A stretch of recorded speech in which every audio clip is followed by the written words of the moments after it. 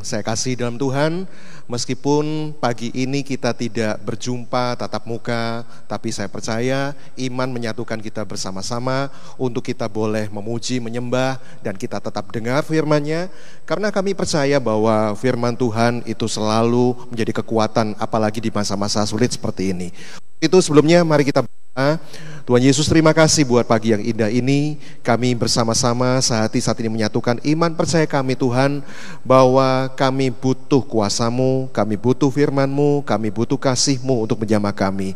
Doa kami semuanya Tuhan, biarlah kiranya mujizat menyertai setiap kami yang ada di setiap rumah kami masing-masing, mereka yang menonton streaming ini Tuhan, Engkau berkati satu persatu, biarlah Engkau jamah satu persatu dari rumah mereka masing-masing. Engkau sanggup menjamah setiap persoalan, yang sakit disembuhkan Tuhan, yang punya beban berat Kau berikan kelegaan, mereka yang khawatir Kau berikan damai sejahtera yang melampaui segala akal. Terima kasih Tuhan, terima kasih. Kami naikkan syukur kami dalam satu nama, di dalam nama Tuhan kami Yesus Kristus.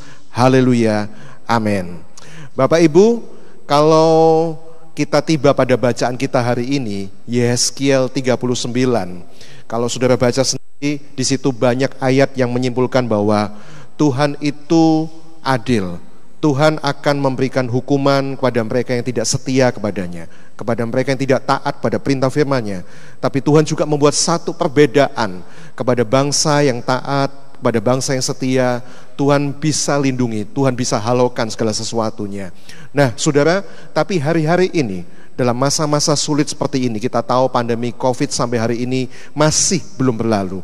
Banyak orang bertanya pada saya, Pak, ini sampai kapan berlalu? Ada juga yang menanyakan, yang seperti ini kok Tuhan itu jahat ya? Tuhan sampai menghukum kita semua. Ada juga yang mengatakan bahwa itu bukan hukuman, ini waktunya kita untuk menguji setiap kita masing-masing. Ini ujian datangnya dari Tuhan supaya kita taat, supaya kita setia. Apakah di saat-saat sulit seperti ini kita masih mau tetap taat, masih mau tetap setia kepada Tuhan? Itu ujiannya. Nah saudara, saya tidak mempersoalkan itu hukuman atau ujian. Tidak pada waktu yang tepat juga kita untuk memperdebatkannya. Tetapi yang saya tahu pasti, selama kita masuk dalam situasi yang sulit seperti ini, kita mesti sabar dalam menunggu sampai Tuhan menyatakan kemuliaannya, sampai Tuhan menyatakan pemulihannya. Nah, saya ajak saudara untuk kita melihat dari kehidupan hambanya yang luar biasa, yaitu Ayub. Ayub, kita ketika dia mengalami satu penderitaan yang dia tidak tahu kenapa dia mengalami seperti itu. Sama seperti mungkin kita hari-hari ini, kita tidak tahu salah saya apa. Lagi semangat-semangatnya saya kerja, saya di PHK karena bos saya lagi bangkrut. Yang bos juga mikir, lagi semangat-semangatnya saya ekspansi, saya lagi semangat-semangatnya mengembangkan usaha pekerjaan saya. Situasi ekonomi tidak memungkinkan saya untuk berekspansi, bahkan saya harus mundur ke belakang. Lagi enak-enaknya mungkin bersuka cita nonton televisi, kemudian kita dengar kabar seorang anggota keluarga mungkin sakitnya itu termasuk keras dan tidak dapat disembuhkan bahkan. Atau mungkin saat ini suami lagi sakit, gak enak badan, datang ke dokter, kemudian vonis dokter ternyata itu adalah sebuah penyakit kanker stadium akhir. Atau mungkin juga pasangan yang sudah menikah sekian lama, tiba-tiba gak ada angin, gak ada hujan, tiba-tiba suami lari dan tidak bertanggung jawab, lari dari rumah. Nah saudara, persoalan-persoalan seperti ini yang membuat kita kaget, tetapi itu juga yang pernah dialami oleh Ayub. Banyak masalah yang kita hadapi dalam kehidupan ini yang seringkali membuat kita itu harus menangis hari-hari ini. Tapi kalau kita mau jujur, rasanya masalah kita salahnya Ayub. Dia orang yang saleh, dia orang yang kaya raya, tetapi dia tetap jujur dan takut akan Tuhan. Dia dicatat punya 7.000 kambing domba, 3.000 unta. Saya aja nggak punya, sehingga kalau ke beberapa kebun binatang saya mesti foto selfie sama unta. Nah saudara, tapi yang luar biasa, ketika satu kali Tuhan izinkan pelin yang ini dikenakan pada Ayub itu dicabut, kemudian datang menyerang dia dan seluruh hartanya habis dijarah oleh musuh. 10 anaknya yang sedang pesta di rumah. Salah satu keluarganya itu mati semua karena rumahnya runtuh terkena angin ribut. Nah saudara, belum selesai Ayub kena masalah itu, kemudian dia mengalami satu sakit penyakit, dia kena bisul, borok dari kepala sampai kakinya. Sampai akhirnya bahkan istrinya yang terdekat, dia bilang, udah ngapain lu masih tetap memuji Tuhan. Mungkin sama dengan kondisi Anda hari-hari ini. Ketika Anda tetap pertahankan iman, tapi kondisi semakin sulit, semakin buruk. Mungkin lingkungan dekat-dekat Anda yang harusnya mendukung Anda, keluarga Anda yang harus mendukung Bapak Ibu Saudara. Tapi mereka mulai mempertanyakan, udah keadaan kayak gini masih sembah-sembah Tuhan. Udah keadaan kayak gini masih bertekun dalam baca firman Tuhan. Udah keadaan gini masih rajin berdoa. Udahlah, tinggalin aja Tuhan, mati lu sana. Saudara, keadaan seperti ini datangnya bukan cicilan satu demi satu, tapi rombongan. Mungkin itu yang sedang terjadi pada kehidupan Bapak Ibu Saudara. Saudara, kalau kita baca dalam Ayub 1 ayat 20 sampai 22, saya ingin mengajak Anda untuk sama-sama kita membaca. Ayub 1 ayat 20 sampai 22. Maka berdirilah Ayub, lalu dia mengoyak jubahnya dan mencukur kepalanya, kemudian sujudlah ia dan menyembah. Ayat 21 katanya, dengan telanjang aku keluar dari kandungan ibuku, dengan telanjang juga aku akan kembali ke dalamnya. Tuhan yang memberi, Tuhan yang mengambil, terpujilah nama Tuhan. Dalam kesemuanya itu dicatat dalam ayat 22, Ayub tidak berbuat dosa dan tidak menuduh Allah berbuat yang kurang patut. Saudara, luar biasa bukan? Habis-habisan, ludes semua. Badannya juga sakit semua, penuh dengan borok di mana-mana. Tetapi kok bisa ya ngomong seperti tadi? Saya pikir luar biasa sih Ayub ini. Tuhan yang memberi, Tuhan yang mengambil, terpujilah nama Tuhan. Dalam situasi yang sulit, kok bisa-bisanya masih memuji Tuhan. Tidak menuduh Tuhan berbuat sesuatu yang kurang patut. Hasilnya saudara, apa? Orang yang diuji sama seperti kita hari-hari ini. Kita sedang mengalami ujian yang begitu berat. Tapi betul-betul dia sabar dalam ujian itu. Hasilnya Ayub dipulihkan dan diberkati 2 kali lipat. Luar biasa bukan? Dicatat dalam Ayub 42 ayat 10. Lalu Tuhan memulihkan keadaan Ayub setelah ia meminta doa untuk sahabat-sahabatnya, dan dicatat di sana Tuhan memberikan pada Ayub 2 kali lipat dari segala kepunyaannya dahulu. Jadi kalau dulunya punya 7.000 ekor kambing domba, sekarang jadi 14.000. Kalau dulunya 3.000 onta, sekarang jadi 6.000. Kalau dulunya 1.000 lembu, sekarang jadi 2.000 lembu. Kalau dulunya 500 keledai yang sudah mati, digantikan menjadi 1.000 keledai. Bukankah itu luar biasa, saudara-saudara yang terkasih dalam Tuhan? Nah sekarang pertanyaannya, kita ingin tahu apa kunci ketabahan Ayub dalam menghadapi pergumulan yang hebat ini. Saudara, tidak selama-lamanya Tuhan itu menghukum. Tidak selama-lamanya Tuhan membiarkan ujian dan pencobaan itu terjadi dalam kehidupan kita. Jawabannya, Ayub bisa mengalami semuanya itu karena dia punya keyakinan yang dia punya. Keyakinan, respon hati yang benar dalam menyikapi keadaan yang sulit, termasuk hari-hari ini. Saudara, kalau mau ngomong pada diri kita sendiri nih, kalau kita mau merenung, ya, jangankan ngalami yang seperti itu. Kadang-kala kalau bangun tidur, pagi hari seperti ini subuh, aduh, kok encoknya nggak enak, aduh, kok lututnya sakit, aduh, rasanya badan kok nggak seger. Kita mulai sedikit ngomel kan sama Tuhan. Tuhan, kenapa engkau begitu? Ya, ada satu orang jemaat, dia ngomong sama saya, curhat, dia ketipu 10 juta oleh temannya sendiri, Kristen lagi. Anggota gerejanya sendiri juga. Ya, dia udah protes, kenapa? Kok saya ngerajin pelayanan, saya udah rajin kasih persembahan segala sesuatunya, tapi kok Tuhan gak lindungi saya ya? Saudara, baru difitnah orang aja mungkin ngamuknya luar biasa. Ya, gila, rekan satu iman, rekan satu gereja jelek-jelekin saya di belakang, saya difitnah, saya dihabisi. Coba gimana? Seperti yang tadi saya katakan juga, contoh yang lain, saya semangat-semangatnya kerja, usia saya masih kuat, tapi saya di PHK. Dan kemudian dia mulai ngamuk, dia mulai ngambek, dia tinggalkan gereja. Masalah kita itu sebenarnya kalau mau dipikir jujur, Bapak Ibu, kita renungan baik-baik. Ya, masalah kita jauh dibandingkan dengan masalahnya Ayub. Tapi kok dia tetap bisa bersyukur sehingga Ayub bisa dipulihkan. Sementara kita mungkin hari-hari ini makin terpuruk keadaannya. Yuk, mari kita belajar dari Ayub, saudara-saudara, Bapak Ibu yang terkasih dalam Tuhan. Bagaimana kita bisa sabar dalam menghadapi ujian kehidupan seperti ini dan kita lulus menjadi pemenang.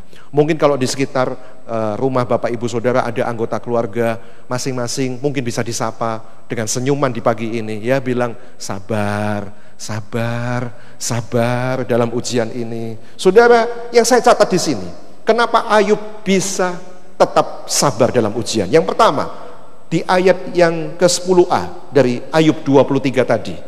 Karena ia tahu jalan hidupmu.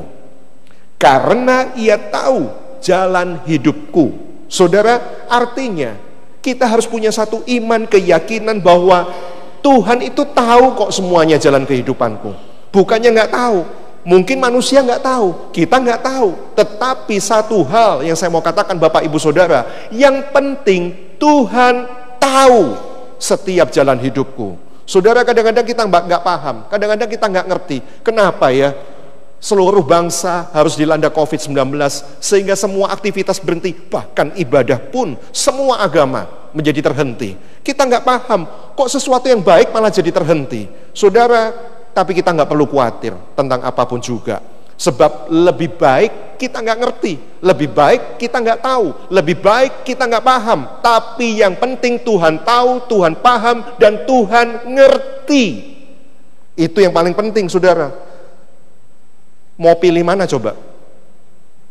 Saya yang paham, tapi Tuhan di surga sana geleng-geleng. Saya nggak paham, kamu itu kenapa kok bisa begitu? Pilih yang mana, saudara? Ya, kita tahu, tapi Tuhan nggak tahu. Atau sebaliknya, kita mungkin hari ini nggak tahu, tetapi seperti Ayub tadi, karena ia tahu jalan hidupku. Saudara, kalau kita menyembah Tuhan, kita memang mungkin nggak bisa lihat Tuhan wujudnya secara real, karena kita mungkin tidak bisa melihatnya. Tapi Tuhan yang tidak bisa kita lihat, Tuhan itu lihat kita dan Tuhan pasti menolong kita. Jadi yang paling penting, bukan saya tahu, tapi Tuhan nggak tahu apa yang sedang saya lakukan. Itu jauh lebih aman. Kalau saya tahu, tapi Tuhan nggak tahu, itu nggak aman, bos. Tapi kalau yang penting bukan saya yang tahu, yang penting Tuhan yang tahu. Terus terang kan, kita itu selalu pengen tahu apa yang terjadi di depan. Kita kena macet di jalanan, ya hari-hari ini jalanan Surabaya nggak begitu macet. Tapi saudara masih ingat bukan ketika waktu-waktu itu macet di jalan, kita selalu pengen tahu ada apa yang terjadi di depan. Sehingga saudara mungkin sampai hari ini banyak orang datang ke peramal-peramal, pengen tahu nasib, pengen tahu peruntungannya, baca pakai garis tangan lah, pakai kartu ramal lah dan sebagainya. Saudara, keinginan untuk tahu masa depan itu jujur selalu ada dalam kehidupan hati kita masing-masing. Iya kan? Tapi saya mau katakan, kita ini tahu masa depan kita. Kalau seandainya saya tahu semua masa depan saya seperti apa, belum tentu loh kita itu bahagia, Bapak Ibu Saudara. Coba saya ajak Anda untuk merenung di pagi hari ini. Seandainya kita semua tahu akan masa depan bangsa ini, akan masa depan dunia ini, belum tentu loh kita sebahagia hari ini. Ya, contoh, banyak hari-hari ini anak-anak muda yang mungkin pengen tahu, jodoh saya siapa ya? Waduh, sekian lama menjomblo udah gak tahan, pengen tahu jodohnya siapa. Ya, jawaban yang jelas biasanya Tuhan kasih penglihatan. Ini saya kasih contoh, misalnya Tuhan tuh kasih tahu gitu. Segala sesuatunya Tuhan kasih tahu. Ya, sehingga kita tahu. Dilihatin jodohnya, oh ini loh jodohnya. Tanggal sekian, bulan sekian, tahun sekian, dikasih penglihatan, seret. Suasana wedding party, wah meriah sekali. Dengan pangeran yang ganteng, dengan gadis yang cantik sekali. Wah, kita lego rasanya. Oh itu toh jodoh saya. Tahu bukan? Ya, sampai di sana manusia tidak pernah habis rasa khawatirnya dan rasa pengen tahunya. Ya, akhirnya setelah menikah, Ya, pengen tahu nanti saya punya anak seperti kayak gimana sih? Punya anak laki-laki atau punya anak perempuan? Ya, nanti anak laki-lakiku, anak perempuanku seperti apa masa depannya? Ya, saudara, dikasih penglihatan seret.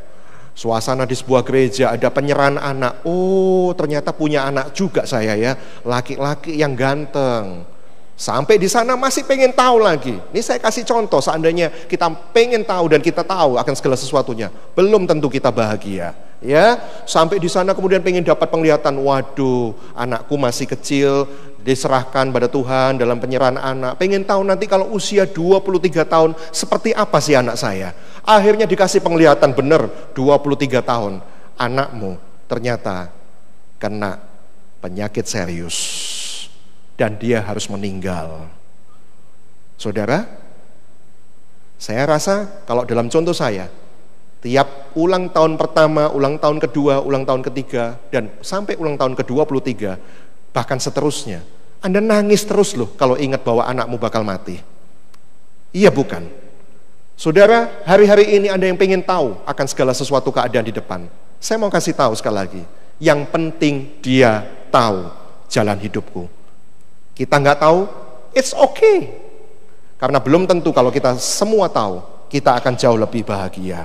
Saudara, ini yang pertama, dikatakan bahwa Ayub, dia punya satu keyakinan, bahwa Tuhan tahu jalan kehidupanku. Itu satu hal yang bisa membuat kita tetap sabar di dalam ujian-ujian yang terjadi dalam kehidupan kita. Termasuk masa-masa sulit, masa-masa COVID-19 yang sedang terjadi di seluruh dunia hari-hari ini. Yang kedua, kita lihat dalam Ayub 23 ayat 10 bagian B, kalau tadi bagian A. Ayub 23 ayat 10 bagian B. Seandainya ia menguji aku akan timbul seperti emas. Seandainya ia menguji aku akan timbul seperti emas. Saudara, pertumbuhan rohani itu kan seperti kita naik loteng, naik tangga seperti ini. Ada step-stepnya. Ya, ada step 1, step 2, step 3 dan seterusnya. Dan bukankah sama seperti kalau kita sekolah, ketika kita kuliah, untuk naik level, untuk naik kelas, itu pasti melewati satu hal, yaitu apa? Betul, ujian. Ya, saking dalam situasi seperti ini tidak memungkinkan anak-anak kita udah nggak masuk dalam suasana ujian ya hari-hari ini ya, langsung naik kelas. Jadi artinya dalam ujian itu yang tidak teruji kan nggak bisa dipuji. Ciamik kamu ranking 1, bagus nak kamu, nilaimu yang terbaik, the best. Sekali lagi saudara, kalau tidak teruji mana mungkin bisa dipuji. Sekali lagi, kalau tidak teruji mana mungkin kita bisa dipuji. Ya saudara, saya baca hari-hari ini banyak orang sedang mengembangkan vaksin corona, obat untuk menanggulangi virus corona, ya. Itu sampai sekian lama belum ditemukan. Karena apa? Harus diuji dulu, harus dites dulu. Dites ke hewan, aman atau enggak, ya. Sebelum itu disuntikkan pada manusia, dites dulu berbulan-bulan, bahkan bertahun-tahun. Antivirus aja diuji, saudara. Obat saja diuji, vaksin saja diuji. Masakan kita manusia tidak Tuhan uji untuk setiap kenaikan level kerohanian kita? Saudara, dia akan memberikan tes, dia akan memberikan ujian supaya kita ini naik kelas, naik tingkat, naik step. Kalau Tuhan memberikan ujian, setan memberikan pencobaan, temptation, supaya apa? Supaya kita jatuh, supaya kita down. Saudara, ada waktunya sudah berdoa dan sepertinya mungkin hari-hari ini doamu itu mental, Tuhan gak kabulkan. Ya, saudara, mentok gitu sampai ke dinding plafon rumah mungkin. Dan kita berkata, Tuhan, kenapa sih Tuhan biarkan semuanya ini terjadi? Dan dia diam saja. Kenapa Tuhan diam? Ayub bilang, walaupun ia tidak menjawab, tapi dalam hatiku, aku selalu pegang janjinya. Aku tetap akan mengikuti dia. Aku akan tetap mengikuti Tuhan. Aku akan tetap setia kepadanya. Itu loh satu keyakinan orang percaya yang luar biasa, yang harusnya hari-hari ini Bapak Ibu Saudara juga taruh dalam hati saudara, untuk kita bisa sabar dalam ujian. Yang pertama, miliki satu keyakinan bahwa Tuhan tahu kok meskipun saya nggak tahu keadaanku hari ini. Dan yang kedua apa?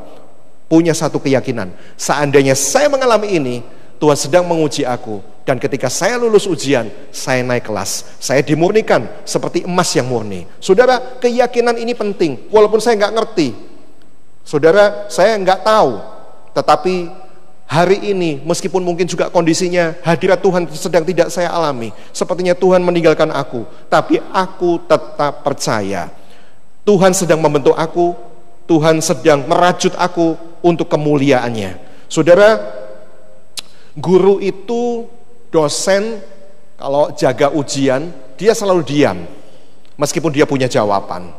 Ya, jadi kalau hari-hari ini engkau sedang mengalami masa-masa ujian, saya tidak tahu masalah saudara masing-masing apa, tapi saya ingat ketika ujian berlangsung, waktu saya sekolah, dosen saya, guru saya sedang menjaga, dia punya jawabannya, dia punya kunci jawabannya, tapi dia diam saja karena itu adalah satu kelas ujian. Kalau seandainya itu dibocorkan, maka ujian itu tidak akan pernah valid, ujian itu tidak akan pernah sah. Tuhan itu bukan seorang guru, seorang dosen yang suka ngasih contekan pada kita. Dia tahu kalau kita sudah persiapkan dengan baik, engkau pasti mampu. Katakan dalam diri hati saudara masing-masing di rumah saat ini bahwa saya pasti mampu melewati segala sesuatunya, mengerjakan segala sesuatunya. Saya pasti kuat karena Tuhan yang memberikan kekuatan, bukan saya. Saudara, engkau pasti lulus dengan nilai ujian yang terbaik. Haleluya, puji Tuhan. Saudara, guru selalu diam. Yang penting kita belajar supaya kita menjadi siap dalam menghadapi ketika ujian itu datang. Belajar apa? Ya tentu saja belajar firman dong. Firman Tuhan hari ini kita diajar bahwa dalam Yeskiel 39 bahwa yang tetap taat dan setia, Tuhan beri satu perbedaan yang jelas antara orang yang taat dan orang yang murtad. Saudara, kita belajar firman Tuhan. Itu harus selalu kita lakukan, ya, sebagai suasana ujian hari-hari ini. Jadi kalau ada orang jelek-jelekin kita nggak cepat tersinggung, ya. Kan ada kan firman Tuhan katakan bahwa apa? Kasih musuhmu, berdoalah untuk orang yang menganiaya kamu. Jadi ada yang jelek-jelekin kita, pikiran kita langsung ke firman bahwa oh iya ya, saya mesti belajar gitu untuk mengampuni, bukan hajar. Beda sama orang dunia, saudara. Ya, lihat buku pelajarannya Alkitab kita di rumah. Bapa ampuni mereka karena mereka tidak tahu apa yang mereka lakukan. Saudara, jangan sampai kita ini nggak lulus ujian. Jangan sampai nilai kita itu 0 di hadapan Tuhan gara-gara kita tidak pernah belajar firman Tuhan. Ya, satu kali saudara, seorang ibu dipanggil karena anaknya ujian matematikanya nilainya 0 semuanya. Ya, ketika dipanggil, gimana sih anak ibu ini kok semua nilainya 0 semua matematikanya? Ya, ketika dikonfirmasi dipanggil orang tua dan anaknya menjawab, ya gimana ya Pak Guru, Bu Guru? Ya, semua soal dijawab dengan 1 tambah 1 sama dengan Yesus, 2 dikali 2 sama dengan Yesus, 3 dibagi 3 sama dengan Yesus. Semua jawabannya Yesus karena dia ingat Bapak Pendeta di khotbahnya pernah bilang, apapun persoalannya tetap Yesus jawabannya. Ya, saudara, saya cuma canda saja di pagi hari ini supaya saudara tidak ngantuk. Tapi yang satu hal yang saya tahu pasti, Tuhan itu sedang menguji kita dan kita harus lulus dalam ujian ini. Saudara, yang perlu kita pahami, Tuhan itu memproses kita sampai tuntas, gak setengah-setengah jalan. Kalau sudah selesai baru kita sadar, iya ya, nampaknya semua lebih mulia. Berkatnya bahkan Ayub dikatakan double porsi, 2 kali lipat. Itu yang dialami oleh Ayub. Ayub 23 ayat 14. Ayub 23 ayat 14 dikatakan apa? Karena ia akan menyelesaikan apa yang ditetapkan atasku. Sama saudara, saya ajak Bapak Ibu Saudara juga untuk yakin di pagi hari ini, Tuhan akan menyelesaikan apa yang ditetapkan atasku. Dan banyak lagi hal yang serupa itu yang dimaksudkannya. Tuhan itu kalau mau kerja gak separuh-separuh kok. Tuhan gak diskon-diskon 50%. Ya, kalau kita sudah beres, baru lihat ke belakang. Iya ya, ternyata indah jalan Tuhan. Kita pasti berkata ya. Mungkin waktu itu saya ngambek sama Tuhan, malu saya. Saya waktu itu marah sama Tuhan, malu saya. Karena saya nggak tahu kenapa saya begini, kenapa saya begitu. Ternyata iya ya, semua yang sudah terjadi saya ngerti. Ternyata apa? Semuanya baik. Ya, kalau dulu coba saya ngotot-ngotot harus nikah sama dia, waduh, Mungkin hancur hidup saya. Ini buat saudara yang mungkin hari ini mempertanyakan, kenapa kok Tuhan gagalkan pernikahan saya dengan orang itu? Ya, waduh, gara-gara saya nggak jadi sama orang itu, saya dapat pasangan hidup yang seiman hari-hari ini, yang mendukung saya sevisi, bisa mendukung dalam iman saya, ke gereja sama-sama. Nah saudara, tapi yang kayak gitu-gitu, yang saya jelaskan tadi, kan nggak bisa kita ketahui di tengah-tengah jalan. Saudara tahu apa? Ya, saudara, dulu saudara marah, sekarang sudah malu-malu sendiri gitu kalau sudah tahu segala sesuatunya. Iya ya, semua itu memang indah pada waktunya. Iya ya Tuhan ya. Saudara, prosesnya jelek, tapi hasilnya bagus. Sama seperti kerang menjadi mutiara, mungkin harus menangis, dan setelah sekian lama tangisan itu mengkristal menjadi mutiara yang indah. Saudara, yang paling terakhir di pagi hari ini, bagaimana supaya kita tetap sabar dalam ujian? Yang pertama, miliki satu keyakinan, Tuhan tahu setiap jalan hidupku. Saya nggak tahu, nggak apa-apa. Yang penting Tuhan tahu. Yang kedua, miliki satu pengetahuan bahwa iya ya, saya hari ini dalam situasi yang sulit, saya sedang diuji. Artinya kalau saya sedang ujian, saya nggak boleh kalah sama dakwaan setan. Saya nggak boleh kalah dengan keadaan apapun juga. Saya harus lulus dengan nilai yang terbaik. Dan yang ketiga, Ayub 23 ayat 11. Kakiku tetap mengikuti jejaknya, aku menuruti jalannya dan tidak menyimpang. Ayat 12, perintah dari bibirnya tidak kulanggar, dalam sanubariku kusimpan ucapan mulutnya. Saudara, aku tetap mengikut Tuhan, walaupun aku gak ngerti kenapa Tuhan izinkan segala sesuatunya terjadi. Tapi aku akan rela, ikhlas, menerima segala pembentukan Tuhan, proses dari Tuhan hari-hari ini.